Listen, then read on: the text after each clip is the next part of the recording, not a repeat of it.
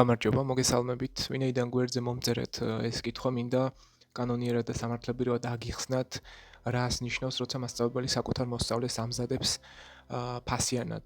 საჯარო სკოლის პედაგოგის მიერ ეს ქმედება ფასდება როგორც ინტერესთა კონფლიქტი და მასწავლებელთა პროფესიული ეთიკის კოდექსის დარღვევა. განათლების სამინისტრომ ჯერ კიდევ 2010 წლიდან პირდაპირ გააჟღერა, რომ მასწავლებელს ეკრძალება საკუთარი სკოლის, საკუთარი კლასის მოსწავლეების რეპეტიტორობა გარდა კანონით სპეციალური დაშვებული შემთხვევებისა და კონკრეტულად რას ეყრდნობა ეს აკრძალვა. ზოგადი განათლების შესახებ კანონი ადგენს, რომ სკოლის საქმიანობა და მასწავლებლის ქცევის ნორმები რეგულირდება ეთიკის კოდექსითა და შესაბამისი ქვეშდებული აქტებით. ამ საფუძველზე განისაზღვრება სწორედ ეთიკური ვალდებულებები და დისციპლინური პასუხისმგებლობა. ამიტომ მასწავლებლის პროფესიული ეთიკის კოდექსი ფაქტობრივად ეს ეროვნული სტანდარტი, რაც შექმნილია სკოლებისთვის, ითვალისწინებს მიუკერძოებლობას, ინტერესთა კონფლიქტის თავიდან აცილებას და მოსწავლეზე ან მშობელზე ფინანსური ზეწოლისა და დამატებითი ანაზღაურების ნებისმიერი ფორმით საქმეების მოგვარების დაშვებულობას. ეს არის კოდექსის ოფიციალური, ასე ვთქვათ, კანონი.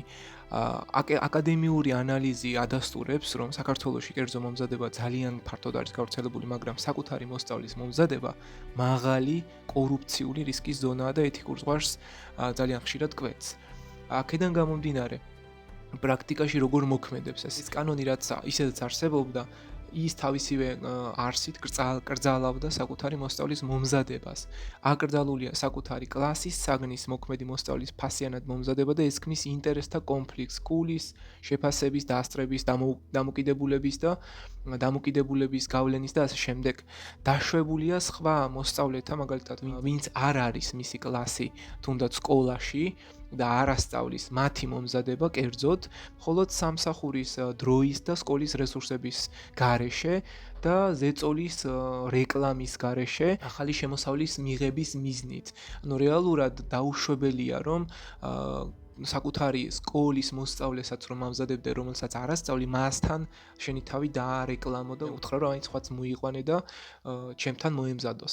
დაუშვებელია მოსწავლეების მოცილება სკოლაში უფასოდ განსაზღვრული მხარდაჭერისგან, რომელშიც ჩვენ თითოეული ადამიანი ფულს ვიხდით და მასწავლებლის ხელფასი აქედან ირიცხება.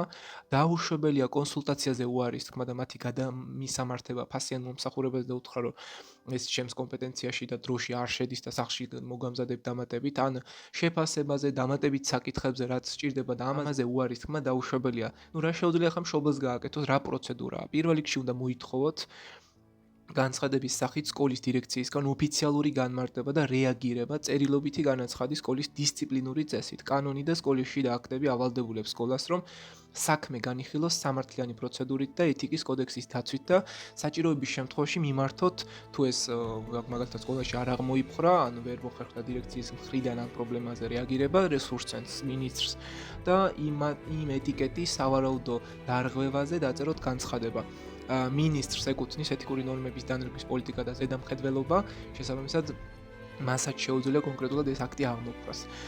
რა შეიძლება ახლა მოხდეს პედაგოგისთვის, ვინც დაარღვევს ეთიკის კოდექსს, იწვევს დისციპლინურ პასუხისმგებლობას შრომითი კანონმდებლობისა და სკოლის შიდა წესების შესაბამისად, ეს არის გაფრთხილება, საყვედური, მაგალითად, დღით ხელფასის დაკავება 10 დღით, რა ვიცი, მთელი თვით, ან საერთოდ შრომითი ხელშეკრულების შეწყვეტა. ასე რომ პირდაპირ გეუბნებით მშობლებს, თუ თქვენ ამაზე არ რეაგირებთ, რომ ჩემი შვილის ან ჩემი შვილის თანაკლასელი ემზადება საკუთარივე მასწავლებლთან, თქვენ ეს იცით და ამას ხელს აფარებთ, იმიტომ რომ რაღაცა არ გინდათ, ასე ვთქვათ, ვინმესთან შერცხვეთ ან არ ვიცი, უხეშად რომ ვთქვათ, ჩაუშვათ, პირდაპირ გეუბნებით, რომ თქვენ ყველა მცოდნეები ხართ კანონმდარღვევები, კანონს არღვევთ და ხელს უწყობთ ამ პროცესში, რომ მასწავლებელი დამატებით ფინანსურ სარგებელს იღებს ფაქტობრივად სკოლის გარეთ და თქვენ ამაზე ხმას არ იღებთ, თუნდაც ურეკავთ მასწავლებელს და უნებით რომ მოამზადეთ ჩემი შვილი, თქვენც კანონს არღვევთ და ეს თუნდაც იმ სხვა სკოლის მასწავლებელმა საჯაროდ რო განაცხადოს, რომ ამ მასწავლებლთან და ამ მშობელთან შეთანხმება არსებობს და სახლში ემზადებიან და სანაცვლოდ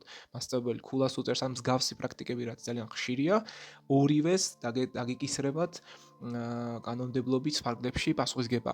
ამიტომ ძალიან გთხოვთ, მშობლებო, თქვენზეა დამოკიდებული, ნუ აბრალებთ ნურავის მასწავლებლებთან თუ ვინმე დადის, ამას თქვენ უწყობთ ხელს და ასეთი მასწავლებლების გამოვლენა მხოლოდ თქვენ შეგიძლიათ.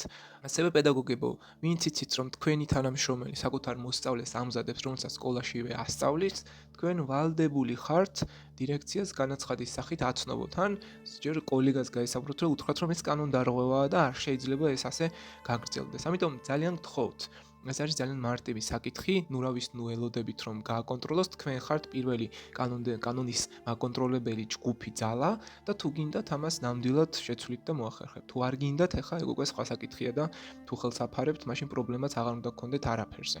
ეს არის ის დეტალი, რაც მინდოდა გამომეკვეთა. რაც შეეხება ახალ კორუფციის წინააღმდეგ მიმართულ კანონს, ეს კანონი ფაქტობრივად ისედაც წერია რეპეტიტორობაზე კანონმდებლობაში, რომ არ უნდა მოამზადო შენივე მოსწავლე, რომელსაც ასწავლის სკოლაში, რომელსაც არ ასწავლის სკოლაში, ის შეგიძლია მოამზადო, ხაზგასმით მინდა აღნიშნო, მაგრამ თუ შენივე მოსწავლეს ამზადებ, ამას ეს ახალი კორუფციის წინააღმდეგ მიმართული კანონი ისედაც არ სჭირდებოდა, ეს მანამდე იყო მიღებული, უბრალოდ ამის აღსრულება არ ხდებოდა, დირექტორები თავად არიან ხშირად რეპეტიტორები და თავისივე მოსწავლეებს ამზადებენ, ან მასწავლებლები ძირითადად ხშირად თავისივე მოსწავლეებს ამზადებენ და შესაბამისად ისინი რასაკვირველია ეუბნებიან, რომ ეს არსად არ თქვა და მშობელთანაც პირადი შეთანხმება აქვთ. ამიტომ თქვენზეა ეს დამოკიდებული და ძალიან გთხოვთ, რომ თუ რაიმეს გამოსწორება გინდათ, იყავით უფრო გაბედულები, უფრო მეტად ორიენტირებული კანონის აღსრულებაზე, თუ იცით, რომ ინმე კანონდარღვევია, ეს უნდა დაფიქსირდეს წერილობით. სხვა ამას ვერავინ თქვენს გარდა ვერ შეცვლის და ვერ დაინახავს, რომელი მინისტრიც არ უნდა მოვიდეს, როგორი ხელისუფლებაც არ უნდა მოვიდეს, კარგი თუ ცუდი, ამას არსებითი მნიშვნელობა არ აქვს. ელემენტარული სამოქალაქო პასუხისმგებლობაა ეს თქვენიც, მასწავლებლისაც და დირექტორისაც და საერთოდ ზოგადად ყველა იმ ადამიანის, ვინც ამ პროცესში არის ჩართული, ან ხელს აფარებს, ან ხმას არ იღებს.